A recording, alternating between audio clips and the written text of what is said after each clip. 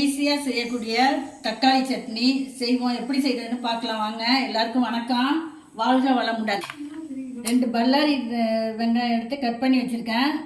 2 தக்காளி, medium size தக்காளி, 4 வரமிளகாய், கொத்தமல்லி, கொஞ்சம் கொத்தமல்லி தழை, அரை கைப்பிடி அளவு புதினா, தாளிக்கிறதுக்கு கருவேப்பிலை, கடுகு, ஆயில் சேர்த்துக்குவோம். கடலெண்ணெய் ஊற்றிருக்கோம். அதில் எண்ணெய் காஞ்சிருச்சு. வெங்காயத்தை ஆட் பண்ணிக்குவோம். வெங்காயம் நல்லா வதங்கட்டும். புளி கொஞ்சம் ஆட் பண்ணிக்குவோம். புளி சேர்த்தாக்க சீக்கிரம் சட்னி கெட்டு போகாது. இது நாங்கள் ஆட் பண்ணிக்குவோம்.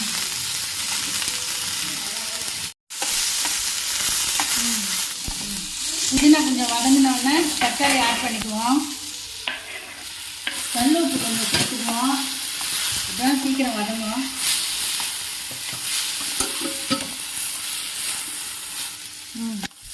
காஞ்ச மிளகாய் போட்டுக்குவோம். ஸ்டவ்வை ஆஃப் பண்ணிவிட்டு புதினா சேர்த்துக்குவோம்.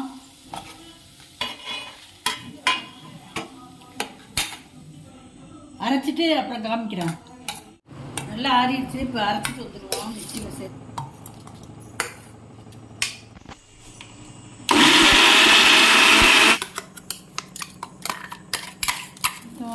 கடலெண்ணெய் சேர்த்துக்குவோம். கடுகு, உளுந்தம் பருப்பு சேர்த்துக்குவோம்.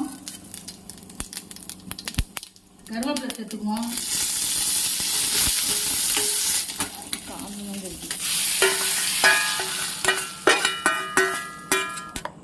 தக்காளி சட்னி ரெடி ஆகிட்டு இன்னும் 2 தோசை சேர்த்து சாப்பிட்லாம். அந்தளவுக்கு டேஸ்ட்டாக இருக்கும்.